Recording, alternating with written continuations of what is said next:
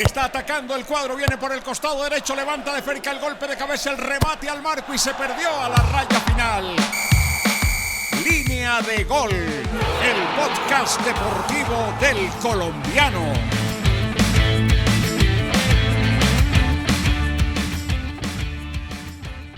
Cordial saludo a todas las audiencias del colombiano que nos acompañan nuevamente en Línea de Gol. Después de una Semana Santa donde la gente en Colombia pues siempre expresa su fe y lastimosamente pues después de esta Semana Santa hay pérdidas importantes a nivel mundial. La del Papa Francisco, un hombre que fue muy vinculado al deporte, precisamente por eso lo mencionamos, y también la de un día antes, Hugo el Loco Gatti, un portero referente de los porteros modernos, un alumno aventajado de Amadeo Carrizo.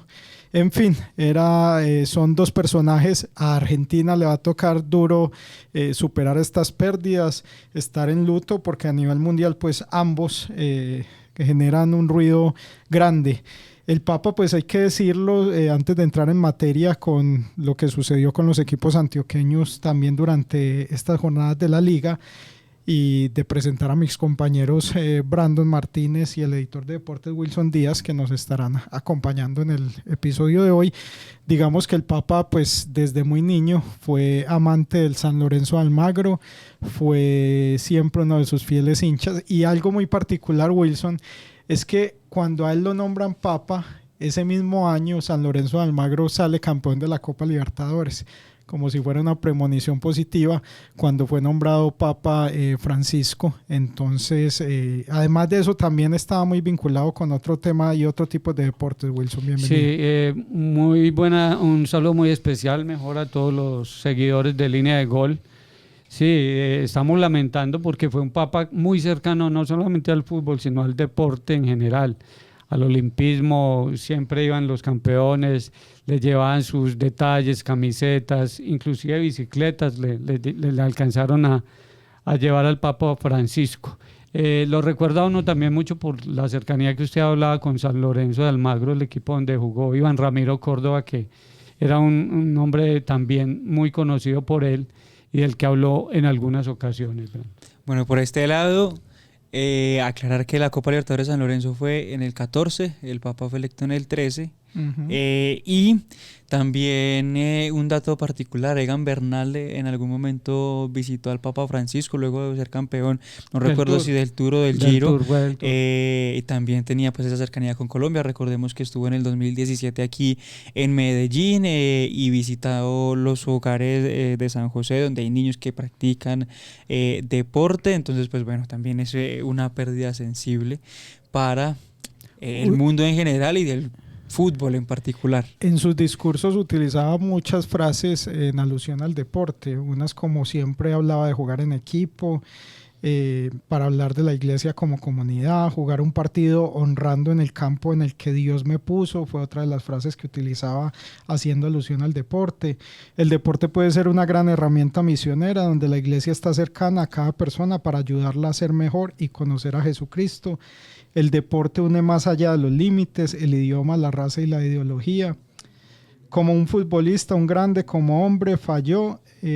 Hablando de Maradona en este caso, decía, como un futbolista, un grande, como hombre, falló. Pobrecito, cayó en manos de quienes lo adulaban y no lo ayudaban. Con Lionel Messi también mostró una admiración afectuosa en su momento.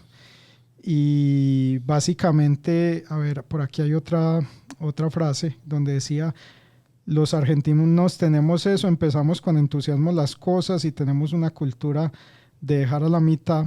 Estaba hablando también de en este caso, en algunas ocasiones, de la selección.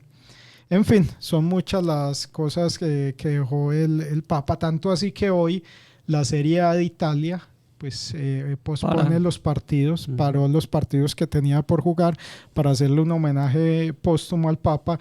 Y el Comité Olímpico Italiano le pidió a todas las de federaciones, no solo las de fútbol, que pararan sus actividades en este día, pues para recordar al Papa Francisco. Fueron, John Eric, 12 años y 39 días de papado de Francisco. Empezó en el 13 de marzo de 2013 hasta el 21 de abril de 2025. Así que se va un personaje muy ligado al deporte y al mundo católico. Y le tocó ver a la selección argentina campeona del mundial, que le ganó a la Alemania de Ratzinger.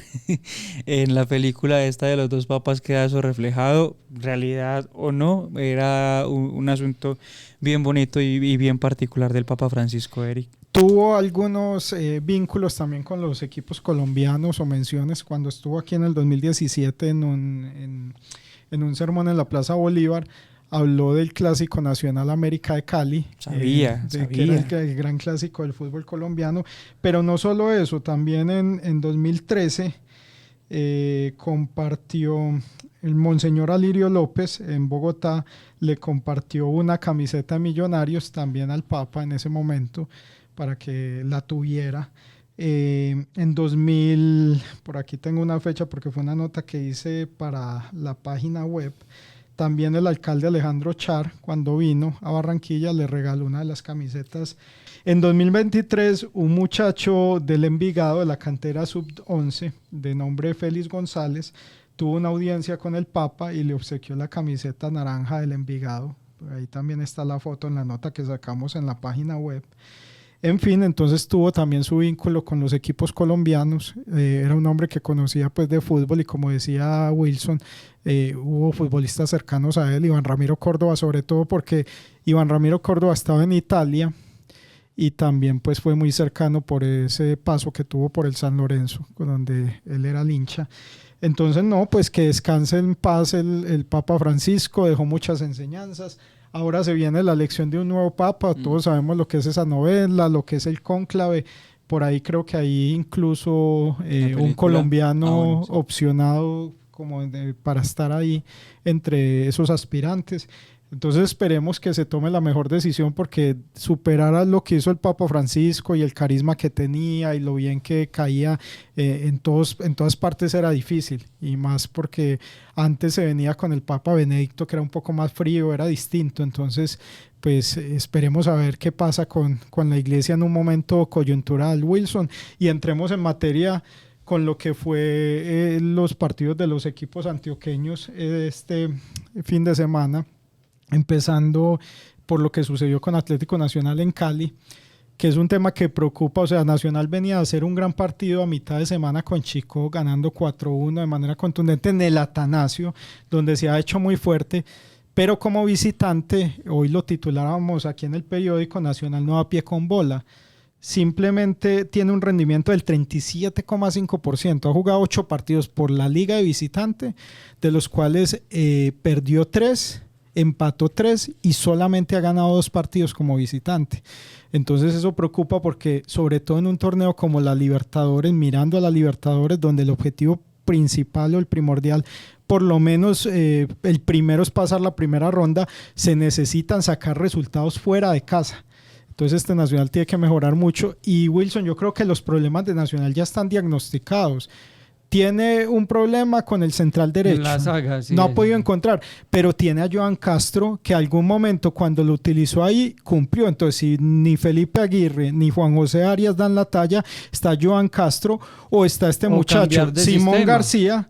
Cambiar de sistema, como hay técnicos que cuando los jugadores no le dan la posibilidad al técnico de tener seguridad en la saga, le toca cambiar de sistema, y ahí es donde se miden también los verdaderos técnicos, los entrenadores, los estrategas del fútbol, porque esa falencia sí realmente le está haciendo mucho daño. O probar, como le decía Wilson, con Simón García, que no les ha dado mucha la oportunidad, o este muchacho Roger Caicedo, que cuando se le dio la oportunidad cumplió, y es un muchacho con velocidad. Nacional no tiene velocidad en la saga, entonces este muchacho le podría dar esa velocidad. Lo otro es que ya se saben cómo está jugando Nacional, entonces ponen y anulan a Cardona, anulan a Marino, y el equipo se queda sin ideas. O sea, no hay otra forma de jugar. Si Marino no aparece y si Cardona no está claro, el equipo se queda sin ideas. Y entonces ayer es preocupante que nada más 3 opciones de gol claras en todo el partido. Una de Marino en el primer tiempo, que la mandó por arriba, un remate, y un cabezazo de Tecillo, y el mismo Tecillo sobre el final la tuvo frente al arquero. En ambas ocasiones el arquero del Cali la terminó sacando. Pero sí preocupa en este momento el nivel del equipo, porque hay jugadores como Román Wilson, que no está en un nivel óptimo, y todo eso está, digámoslo así, afectando al colectivo, porque no solo Román, digamos que Tecillo es de los jugadores que más regular ha sido en Nacional, jugando bien, pero hay otros jugadores que se tienen que pellizcar, y en la banca no encuentra uno las soluciones. Y otro de los errores, Wilson, de Gandolfi: ¿cómo no vas a convocar a Kevin Viveros para un partido frente al Cali donde no tenés sino a Morelos como 9, no había otro 9, y Kevin Viveros pues le puede dar otras posibilidades, y tampoco convocó a Sebastián Guzmán?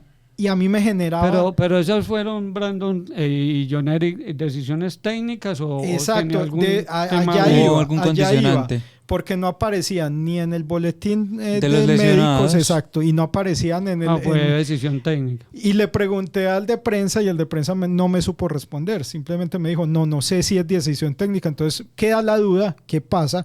Porque Sebastián Guzmán ya estaba recuperado y Kevin Viveros es uno de los hombres que siempre ha estado ahí. Entonces a mí me genera la duda de que no tener dos jugadores que podían darle una mano y una solución en un momento difícil, donde Nacional necesitaba asegurar, porque Nacional va a clasificar a los 8, está a 2 puntos de los 30, entonces es lo más posible, pero podía estar mucho más tranquilo para dedicarse a ese partido que viene, Brandon, ahora en mitad de semana, muy difícil contra el Bahía en Brasil, y donde necesita obligatoriamente sumar. Yo pensaba en el, no mal pensando, ¿no?, en el tema de Viveros y de la ausencia de Sarmiento. Sebastián Guzmán, perdón, que ya estaba recuperado. En el partido de la Copa Libertadores, quizás los reservó para que lleguen físicamente bien, que siempre hemos dicho el gran objetivo de Nacional es la Copa Libertadores este año, y creo que es donde está quedando en este momento en deuda. Aquí ya sabemos que Nacional tiene la mejor plantilla del fútbol colombiano, ya sabemos que aquí Nacional no necesita jugar bien para ganar partidos, ya sabemos que frente a rivales que no tienen tanto peso o que no logran sostener todo el tiempo el orden defensivo como el Chico acá en el Atanasio, gana y gana bien y juega bien y golea y se luce Marino, pero contra los equipos que le plantan el macho, como se dice popularmente, no ha demostrado ese mismo ímpetu, ese mismo nivel. Pasó contra el Inter, pasó contra el Deportivo Cali. Y algo a resaltar, que el mismo Alfredo Arias lo decía cuando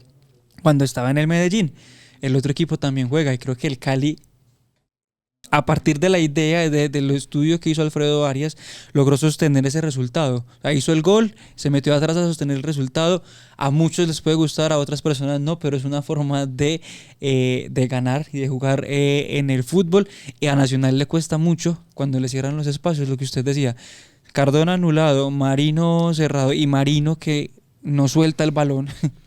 Muchas veces lo amarra. Está pasando por un buen momento Marino, hay que decirlo. A Marino no le gusta que le digan que jugó mal, en fin, pero realmente no está jugando bien, y si continúan esa actitud individualista de solo jugar para lucimiento personal, no va a pasar nada con él. Pues no va a estar contra Bahía, Wilson. No va a estar por la expulsión que sufrió. Exactamente. Entonces es una oportunidad de probar si de pronto está Viveros y puede tener otro módulo distinto, porque no va a estar contra Bahía, entonces ahí puede ser.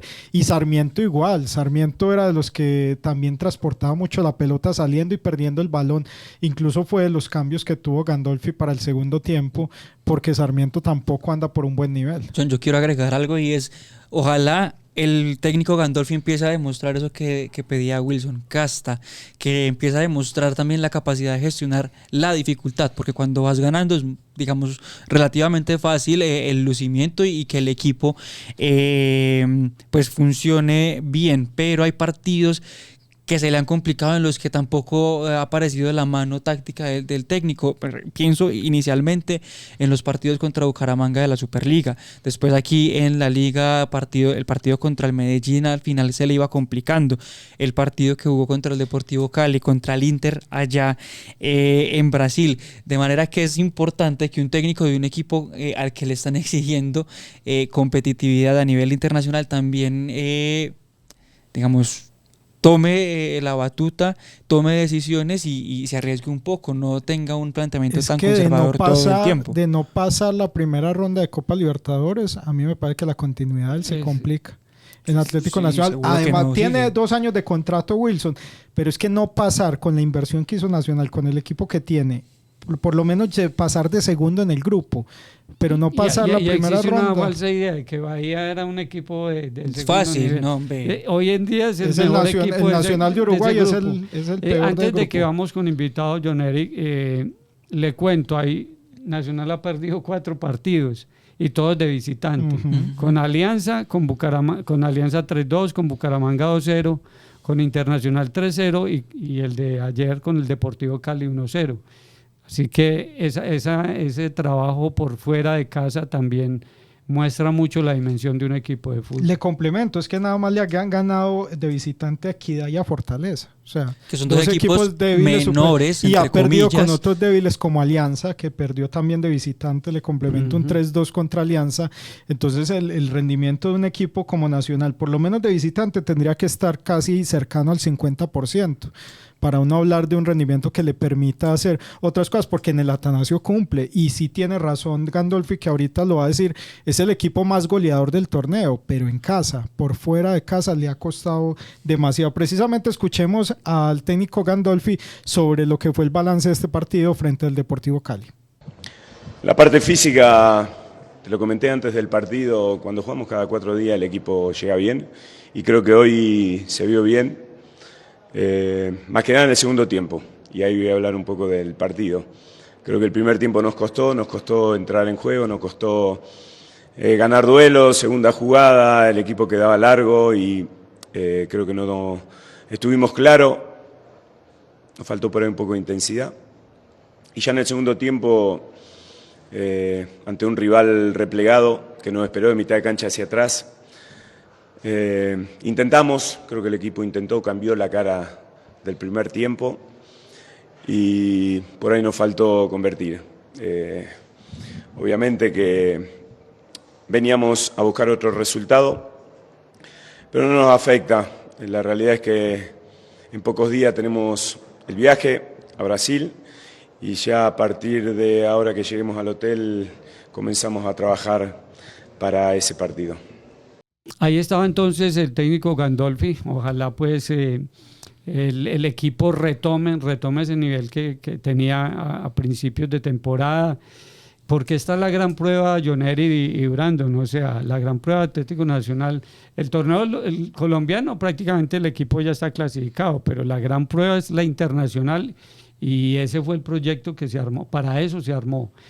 Usted ahora mencionaba que esa falta de gol de Nacional fuera de casa, en los 4 partidos que ahora mencionaba yo, que había perdido Nacional, solamente hizo 2 goles de 4 partidos frente a rivales que uno en el papel, porque bueno, es fácil hablar desde afuera, pero en el papel son rivales que debería pasar por encima Atlético Nacional con base en la nómina que tiene. En esos que usted mencionó, porque en las 2 victorias que tiene como visitante, aquí ya le ganó 1-0 y sí goleó a Fortaleza 5-1, que fue el resultado más abultado de visitante, pero es lo que hablábamos, son equipos que es normal que eso ocurra. Lo normal sería que Nacional perdiera con este tipo de equipos, pero necesita dar un salto de calidad contra equipos del mismo nivel o más fuertes fuera de casa, como sucedió con el Cali, como le ha sucedido con Millonarios por fuera. Entonces tiene que dar ese salto si quiere aspirar, porque en Colombia pues bueno, le alcanza como decía Brando, pero a nivel internacional empieza a generar dudas.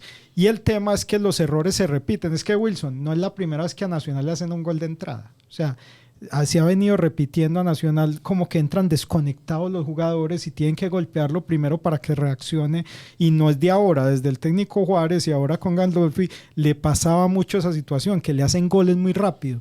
Entonces ya está diagnosticado eso, está diagnosticado el tema de la defensa, está diagnosticado el tema que hablábamos de Edwin Cardona, que si lo tapan no aparece. Me parece que hay una mejoría de Billy Arce en los últimos 2 partidos, que cuando entró ayer con el Cali estuvo más claro. Le están dando continuidad a John Eric, porque es un jugador que si no tiene minutos, ¿cuándo va a aparecer? Y cuándo va a hacer fórmula. Yo creo que también ahí hubo error, porque al principio se la jugó con una nómina base y no la movía mucho. Ahorita tiene la necesidad de que estos jugadores estén en un buen nivel y realmente entran y no dan la mano como se espera. Lo otro es que creo que le debería dar mayor oportunidad a Kevin Parra, porque es un jugador que lo tiene dándole muy pocos minutos. Los jugadores necesitan rodaje. Está bien que en algunos partidos de pronto le dieron más minutos y no lució bien, pero es que hay que buscar las soluciones, porque si no, ahora, como le dije, va a ser contra Bahía una buena evaluación. ¿Qué pasa si no está Marino? O sea, con cómo ataco a los otros equipos o qué fórmulas tengo, porque lo de Morelos contra el Cali fue muy pobre también y se dedicó más a pelear y a buscar, y Morelos últimamente está con ese tema de carácter, que precisamente escuchemos otra vez al técnico Gandolfi, que habla por qué hizo los cambios frente al Deportivo Cali iniciando el segundo tiempo. No fue el único cambio que realicé. Seguramente ustedes tienen la capacidad de percibir y observar lo que va pasando en el primer tiempo. Y Edwin estaba en un momento donde lo noté que nos podíamos quedar con un hombre menos. No sé si ustedes lo notaron. Entonces, Elkin es un jugador joven que en otro partido lo dejé con amarilla, lo hablé, pero sentía que por la cancha, por una situación de campo, tenía que sacarlo y cuidarlo. Y con Edwin pasa lo mismo. La realidad es que no lo veía en eje y decidí sacarlo. Bueno, la explicación de los cambios está bien, es válida, pero también creo que hay un llamado de atención a futbolistas muy experimentados que ya se supone que tienen una madurez, que han disputado partidos calientes, que este partido se estaba complicando en algún momento de esa forma y que terminen cayendo siempre en los mismos errores, en un problema de carácter. Alfredo Morelos, siempre que hay un partido así, hay alguna pelea de Morelos, Sinestrosa, Jorman, Edwin. El mismo Edwin Cardona. Son los mismos jugadores. Son los mismos jugadores de siempre. Entonces, el futbolista también tiene que entender ese tipo de cosas, ¿no? Eso es lectura del juego, eso es ver el juego como en una globalidad, y me parece que hace falta un poco más de trabajo en Atlético Nacional. Yo creo que futbolísticamente hablando, a estos hombres que estamos diciendo, no hay ninguna duda de su talento, no hay ninguna duda de la capacidad que tienen para marcar diferencia, simplemente teniendo un chispazo. Pero también esos chispazos de carácter terminan costándole caro al equipo.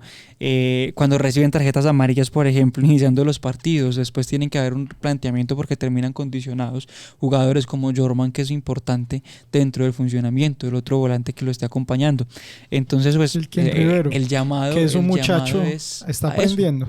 A que se asuma esa madurez y no se ponga tampoco en riesgo entonces la continuidad del equipo. Y otra cosa que ustedes decían, a mí me parece que Nacional tiene un equipo A y un equipo B, y la diferencia de nivel entre el equipo A y el equipo B es abismal. Todavía es muy grande, sí, es lo que veníamos diciendo desde la vez pasada, que el nivel todavía no es parejo, pero eso se gana compitiendo, y como Billy Arce ha subido su nivel porque le han dado mayores minutos, los demás jugadores necesitan más competencia para poder nivelarse, Wilson. Tiene ventaja Nacional, que va a terminar acá, va a tener esos partidos de Copa Libertadores en casa, el aliento. Nacional siempre ha sido fuerte acá, pero ojo que los brasileños son equipos de mucho nivel. El tema es que Internacional ya le sacó un empate a Bahía, allá en la casa de Bahía. Entonces, si estamos pensando con Internacional, debería ser lo mismo. Nacional de Uruguay está en una crisis, pero en cualquier momento conecta el nuevo técnico Peirano, que llegó al Nacional de Uruguay,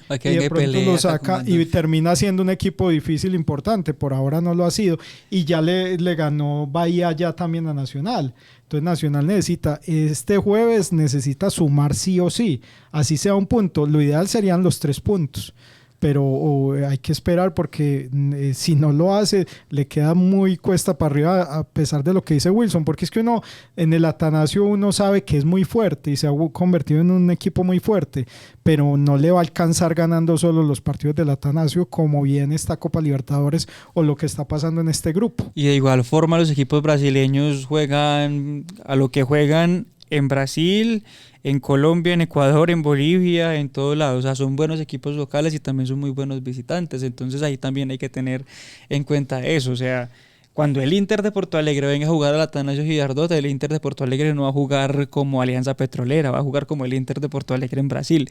También va a ser difícil. Ahí la prueba entonces está en que Nacional logre el nivel y logre superar ese digamos, ese bache que está teniendo ahora, que justo le tocó tenerlo en torneo internacional también. Gandolfi también habla de cómo se asumen esos momentos de cuando el equipo tiene esos reveses, un gol tempranero, una tarjeta roja, cómo reaccionar para poder poner la cara frente a este tema y salir adelante. Y espero no equivocarme con el dato, pero somos el equipo más goleador del torneo. Creo que llevamos 28 goles a favor. Me encantaría convertir en todos los partidos y más de visita con esta estadística que me estás hablando. Pero estoy tranquilo, el equipo sigue generando, la realidad es que sigue generando y tenemos un volumen de juego donde te da la posibilidad de hoy ser el equipo más goleador del torneo. Entonces, seguiremos trabajando y esperar darle más herramienta para que el jugador pueda convertir de visita. Pero estoy tranquilo por este tema, porque te vuelvo a repetir, cuando tenés el equipo más goleador del torneo es porque estás generando y creando muchas situaciones. Bueno, y por último, pues lo que dice el técnico de lo que será este partido con Bahía, habla de los 3 puntos y que él cree que el equipo sí ha evolucionado, pero que tiene que seguir evolucionando partido a partido. Y hoy el equipo está en una posición donde me gustaría estar arriba, hoy no estoy, pero estoy en una posición que me gusta y se puede evolucionar todos los días, se puede seguir mejorando. Ahora tenemos una linda experiencia otra vez en Brasil. Trataremos de dar un paso importante en Copa, porque la realidad es que todos saben que arrancamos con el pie derecho. Después nos costó, recibimos una derrota y ahora vamos a ir en busca de un gran partido y poder traernos los 3 puntos que seguramente van a ser muy importantes. Así es, entonces estas son las reflexiones del técnico Gandolfi, pero hagamos un cambio de frente. Brandon, ahí se la tiro para que hablemos un poco de Deportivo Independiente Medellín, que se acordó de hacer goles, está ganando, volvió la tranquilidad al equipo rojo y ya le ha ganado rivales importantes como visitante, así que la gente está contenta de nuevo.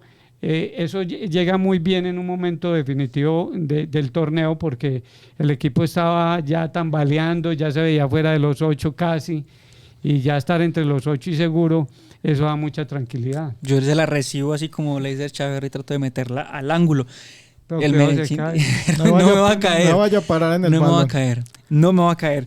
Vea, el Medellín como que se acordó y resucitó en esta Semana Santa, porque la buena senda empezó el lunes de la semana anterior con el triunfo que consiguió frente a Santa Fe en Bogotá y volvió al gol. Y ¿por qué recibía como Francisco Chaverra? Porque ha sido el hombre importante en esos 12 encuentros, el que ha encontrado el gol. Hoy es el goleador del Medellín. 4 tantos. Con 4 tantos. Y el Medellín entonces pasó de hacer solamente un gol en 5 partidos a anotar 4 en los últimos 2 que ha disputado, con cambios importantes dentro de la nómina también. Creo que Alejandro Restrepo, en el tiempo que tuvo para trabajar, logró encontrar cómo mover las fichas dentro del equipo, de tal manera que pudiera también darle tiempo a jugadores que no habían sumado minutos, caso Serna, que anotó en Bogotá, ese fue su primer gol con el equipo, y José Ortiz, que asumió ahora ese rol de zaguero central dentro del esquema de 3 defensas. Y eso que Jainer Torijano, que era el zaguero central titular, que cuando se lesionó pues perdió el puesto, obviamente por razones de este tipo, ya está habilitado, pero le ha ido muy bien al nuevo zaguero del Deportivo. No, pero para mí ahí, Brandon, y discúlpeme Wilson, Daniel Londoño es el mejor en este momento. Qué jugador, o sea, cómo yo no sé si fue Alejandro el que le dio la confianza, porque recuerde usted que él venía discutido con la hinchada, con un gol que supuestamente fue muy de malas, en fin, autogoles. Pero ahora yo lo veo saliendo con una categoría desde atrás, sale con una categoría, hace el pase preciso. ¿Sabe que hay gente que dice que ese debería ser el número 10 del Deportivo Independiente? Hay gente que porque tiene una visión periférica de la cancha extraordinaria, área, tiene una técnica inmejorable y tiene remate de media distancia. Y le pega con las dos piernas, tiene gol, ¿no? Exactamente. Además. O sea, yo creo que ese, aparte de ser el mejor jugador del Medellín en este momento, es del fútbol colombiano, porque viene en un nivel altísimo y demostrando mucha categoría. Y hay que decir que cuando el partido estaba 0-0, Aguirre hizo una tajada a quemarropa al Caldas, que hubiera sido el 1-0, el Caldas hubiera cambiado. Entonces ahí el arquero respondió en ese momento. Y sabe otra coincidencia, Brandon, que yo no, o sea, la vida tiene momentos así. Se lesiona Baldomero lastimosamente, sale por un problema muscular y entra Leider Berrío y termina siendo la figura del partido. Sí, una cosa, Aguirre, dicen los uruguayos que le meten huevos a la cosa, el hombre le metió los huevos a ese balón y por eso el Medellín logró mantener el 0 en el arco. Y Leider Berrío me parece muy bien lo del gol, el hombre lo venía buscando, es un jugador muy bueno, muy dinámico. En la entrevista que le hicimos al principio del semestre, me acuerdo de ese dato, Brandon, que le prometió. A mí me prometió, a la hinchada del Medellín le prometió hacer 8 goles, que era como lo que más había hecho en un semestre que fue con el Pereira, fueron 7 goles. Él dijo, yo creo que este semestre lo voy a superar.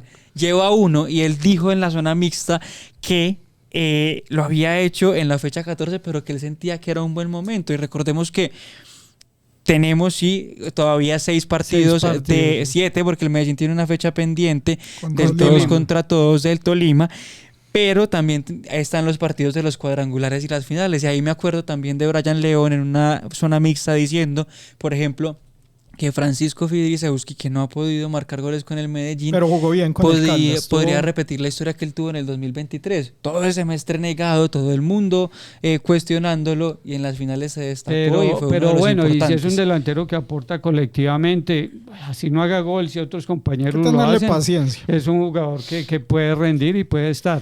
Le voy a dar unos datos que llenan también de motivación al hincha del Medellín. Y voy a dar el crédito desde incógnito poderoso de la cuenta X. El Medellín tiene en este momento arcos en 0, tiene 9 arcos en 0 y supera las campañas de 2009-2 y de 2016-1 cuando fue campeón. Les reseño rápidamente esos datos. En 2002, en el torneo del segundo semestre, 11 arcos en 0. En el segundo semestre de 2015, igualmente la misma cifra en 2021 en el segundo semestre, y en 2004-1 en el primer semestre mantuvo el arco en 10 partidos en 0, o sea que es un registro muy importante que habla muy bien de la defensa del Medellín. Además también del arquero, a mí me parece que es fundamental resaltarlo de Aguirre. Sí tuvo el error contra el Junior que le costó al final el resultado, y contra Nacional en el Clásico, pero ha hecho tiene un muy buen rendimiento. El hombre ha atajado 11 partidos, solamente le hicieron gol en 5, porque en cada vez que le han hecho de un gol. En 4 partidos, perdón. Y el Medellín aún sigue siendo el equipo con la valla menos vencida del torneo. Hay orden defensivo y hay un orden táctico muy interesante, porque el Medellín defiende desde arriba y aprendió a defender con el balón. Y no es el equipo más goleador, apenas ha hecho 16 goles, Nacional lo dobla, que Nacional es el equipo más goleador con 28 anotaciones, pero esa diferencia de gol la hace que exactamente tiene un muy buen rendimiento, y ese ítem es importantísimo a la hora de definir clasificados y más adelante en reclasificación, en fin, en todo el torneo. Y el torneo colombiano es muy raro, lo reseñábamos hoy en una nota que hicimos en el periódico impreso, porque hace 2 jornadas estábamos hablando de que el Medellín posiblemente estaba tambaleando para clasificar a los 8. Ahora, con las 2 victorias en línea que tiene, más los partidos aplazados y lo que le resta, el Medellín es candidato a terminar incluso primero o segundo del todos contra todos. Ahora es tercero con 27 puntos. Le han beneficiado también los resultados de los rivales, la pérdida de Atlético Nacional, que el Junior no gana de empata, a veces como que parece que va a perder y resulta sacando los puntos, pero el Medellín seguro ya tiene la clasificación a los cuadrangulares. Matemáticamente le hacen falta 3 puntos para sumar esos 30 que fue los que no alcanzó en el primer semestre del 24 ni en el segundo, y se quedó por fuera, y podría terminar primero de ganarle al Tolima y de ganar el encuentro que tiene contra Fortaleza en Bogotá. Yo le digo, Wilson y Brandon, Si hoy se terminara el torneo, imagínense, los clasificados son Junior, Nacional, Medellín, Millonarios, América, Santa Fe, Tolima y Cali, todos los grandes. Están ahí. Once Caldas es el único que falta ahí. Por eso, pero si hablamos de los equipos históricos de Colombia, están todos los grandes, entre esos 8. Junior, Nacional, Medellín, Millonarios, América, Santa Fe, Tolima, Cali. Once Caldas está ahí. Y le cuento, vea, ese grupo del primero al cuarto, al quinto, que es América. El primero tiene 30, que es Junior, y América, que es el quinto, tiene 26. O sea, entre esos 5 los dividen nada más 4 puntos. Y hay un grupito atrás, que son el sexto, séptimo y el octavo, e incluso el Once Caldas, que tienen 23 puntos. O sea, todos ese grupo, 1, 2, 3, 4 equipos con 23 puntos. Y ya ahí vienen el Pasto con 20, que ya es el décimo, pero la tabla sigue muy, muy apretada, pero los 30 puntos, o sea, hasta acá el único clasificado es el Junior. Sí. Hay equipos que de pronto tienen un problema porque están en doble competencia. En Once Caldas, que está peleando también la clasificación. América, Nacional. El América tiene una Nacional y Bucaramanga. Exactamente, o sea que ahí a ellos les va a tocar muy difícil este remate del todos. Oiga, se vio ese remate de ese partido de Magdalena y Bucaramanga. Increíble. Le pitan un penalti sobre el final con el VAR, viendo el VAR al Unión Magdalena, y el Unión Magdalena anota, ya era tiempo de descuento. Y después el Bucaramanga empata en el último minuto también dentro del mismo tiempo de descuento, en una jugada que tienen que ir a revisar otra vez al VAR para ver el empate. O sea que si es el Bucaramanga, cosas que suceden en el fútbol colombiano. El Bucaramanga, así como el Manchester United la semana pasada en la le rinde Conference Alexis con estos equipos pequeños. O sea, el trabajo táctico, pues obviamente pero está es en un el fondo equipo, de la tabla. Sí, pero ha sacado resultados importantes, y lo cogió hace que 3-4 partidos. Sí. Pero y a Leonel con Bucaramanga. Ese es el mejor, para mí, Leonel. el mejor caso de cómo ha levantado un equipo es Leonel. Cuando Leonel cogió al Bucaramanga, el Bucaramanga estaba en el puesto 17 de la liga y ha jugado Copa Libertadores, partidos de liga muy importantes contra rivales, y lo ha hecho muy bien. Creía. Pons está luciendo del Medellín. Ese es un jugador bueno, a mí siempre me ha parecido un gran jugador. Se fue por dinero. Se fue por billete. Pero la Liga Colombiana es como las eliminatorias. Como que parece que un equipo se va a ir lejos y ya después empieza a apretarse y termina uno sufriendo. Los equipos definiendo la clasificación en la última fecha. Sobre cómo el Medellín ha retomado este buen nivel y ha empezado a marcar goles. Habló el profe Alejandro Restrepo en la rueda de prensa. ¿Qué le parece si los escuchamos? Sí lo escuchamos, dije, sí los escuchamos. Sí lo es. Ya este mantiene listo eso. Listo, va. Man, ya hizo la decía yo que nos falta, venga. No, ya rematamos. Con los próximos partidos de los equipos, y chao. La otra semana hay, la otra fecha hay clásico en el Valle del Cauca, ese partido también. A medida que ha ido pasando el campeonato, ha jugado en muchos partidos como lo jugó hoy. Creo que la diferencia hoy, especialmente en el primer tiempo, fue que convertimos por 2. En otros partidos quizás habíamos tenido opciones similares o más claras a las de hoy, pero no habíamos convertido. Yo creo que hoy nos dio esa tranquilidad que te da hacer un gol promediando la mitad del primer tiempo, después convertir el segundo, ir a un segundo tiempo ganando 2-0, poder jugar un poquito más reactivo con lo que el rival le proponía. Creo que ahí la puedo hilar con tu segunda pregunta, de que hoy el equipo quizás en otros partidos ha defendido hasta más alto y más presionante. Hoy defendimos más en un bloque medio en el segundo tiempo. Después de la entrada de Mender especialmente buscábamos la velocidad de él ante un equipo que había hecho ya un gran desgaste. Yo creo que el equipo va mostrando diferentes matices, diferentes variantes. Hay partidos como el de Bogotá que lo cerramos más jugando en bloque medio, en bloque bajo, los últimos 15, 20 minutos, pero donde el equipo también mostró durante casi todo el juego control del mismo. Así que son esas diferentes caras que el equipo va mostrando de acuerdo a cómo se van presentando los partidos. Bueno, ahí estaba el profesor Alejandro Restrepo nos alegra porque es que el equipo venía jugando bien, pero le faltaba gol. Afortunadamente está consiguiendo los goles y lo que se llama en el fútbol, lo importante es el equilibrio, tener un equipo equilibrado y el Medellín así lo está demostrando, la hinchada está contenta. Entonces yo espero que los dos equipos grandes de Antioquia pues estén en esos cuadrangulares semifinales y ¿por qué no soñar con que uno de los dos pueda levantar la estrella en este primer semestre? O que tengamos final antioqueña. Puede haber. Mucho pedir. Puede haber. No, a mí me encanta. A mí el tema es que, bueno, claro que han mejorado en los clásicos y la gente se ha comportado son dos bien. Equipos de yo lo hablo más por el tema del hinchadas. comportamiento, exacto, por lo que genera alrededor. Porque siempre nos hemos cansado de decir que pues es un partido de fútbol, que todas estas diferencias, incluso los mismos jugadores son amigos, los jugadores del Medellín y Nacional salen juntos a comer, o sea, y los hinchas de pronto no han podido entender eso. Pero en los últimos clásicos pues ha habido buen comportamiento porque han vuelto las dos hinchadas.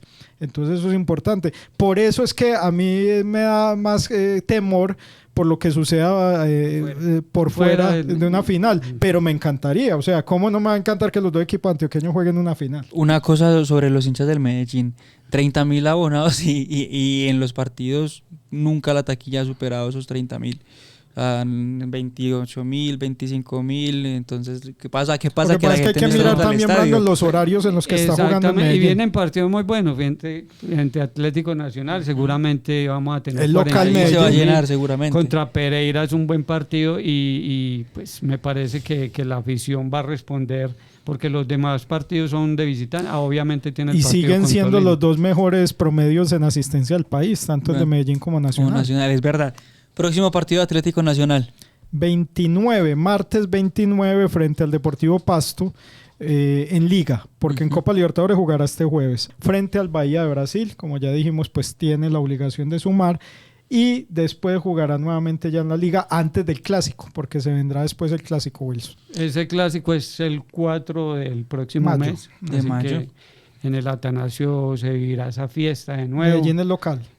Exactamente, ya Nacional fue local, ya disfrutó de la taquilla, ahora le toca al Medellín. Bueno, y por este lado el Medellín va a jugar contra Fortaleza el próximo domingo, el 27 de abril a las 4:10 de la tarde y algo alentador, el Medellín es uno de los pocos equipos que en todas sus visitas este semestre a Bogotá ha sacado buenos resultados, ganó a Millonarios, le ganó a Santa Fe, empató con Equidad y ahora en el Estadio de Techo va a enfrentar a Fortaleza con la posibilidad de seguir sumando puntos importantes para clasificarse a los cuadrangulares después de un año de no lograrlo y pelear por los primeros 2 puestos para ser cabeza de serie en los cuadrangulares. A todos ustedes, muchísimas gracias por acompañarnos en este nuevo episodio de Línea de Gol. Recuerde compartirlo porque ya es video podcast también por YouTube, escucharnos en Spotify y en todas las plataformas y también pendientes de todas las plataformas de esta casa editorial, el Instagram, el YouTube, el impreso con los mejores análisis y las mejores historias, y los invitamos para que nos sigan acompañando en Línea de Gol. La próxima semana, Dios mediante, estaremos acá hablando de fútbol y de los equipos antioqueños. Que tengan un feliz resto de semana. Chao, chao.